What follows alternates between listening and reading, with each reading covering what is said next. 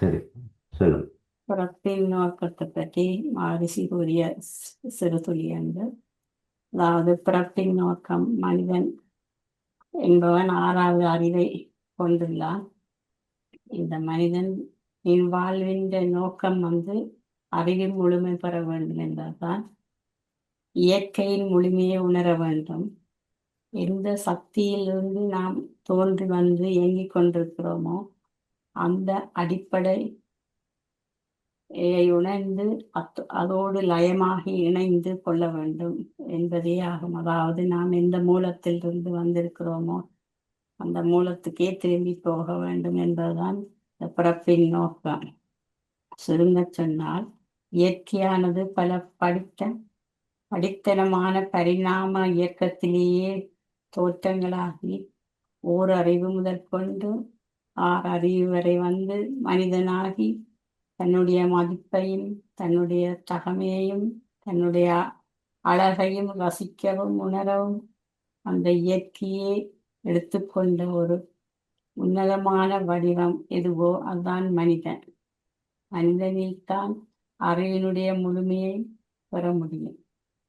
பழக்கத்தின் வழியே நாம் சிக்கி தேவை, பழக்கம், சூழ்நிலையின் கட்டாயம், அதாவது நிர்பந்தம், சூழ்நிலையால் நாங்கள் நிர்பந்திக்கப்படுகிறோம். இந்த மூன்றினாலும் உந்தப்பட்டு செயல் செய்து கொண்டிருக்கிறோம்.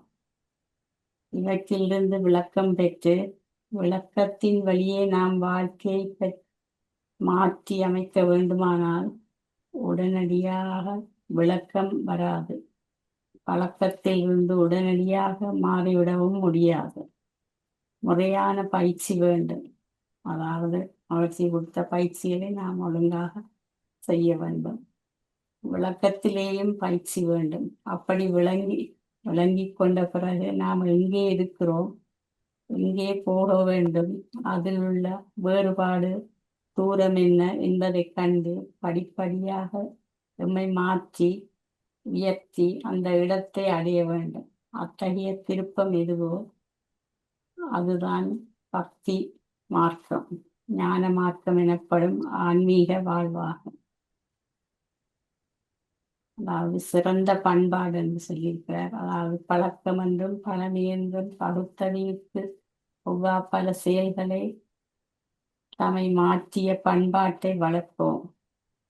ஒழுக்கமது துன்பமிழா அளவு முறையோடு உணர்ச்சிகளை சீர் செய்து வாழும் முறையாகும்.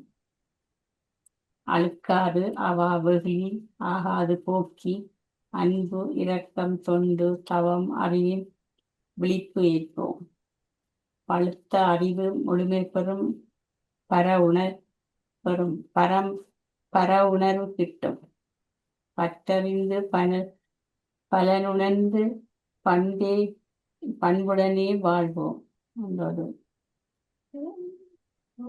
கப்பின் நோக்கத்தை பற்றி ஒரு விளக்கம் கொடுத்திருக்காங்க மகிழ்ச்சி.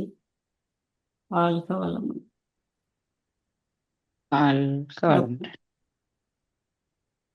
ஏதாவது பிடிந்திருக்கு, ஏதாவது பிள்ளைகள் இருந்தால் மன்னிக்கவும். நீங்க மகரிஷிண்டிய கொண்டு வந்து கதைக்க